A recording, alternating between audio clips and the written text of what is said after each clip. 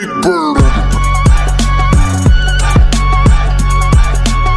सुनसान जिंदगिया लागे अब त होश नइखे तकदीर के मारल बानी तोहर दोष नइखे सुनसान जिंदगिया लागे अब त होश नइखे तकदीर के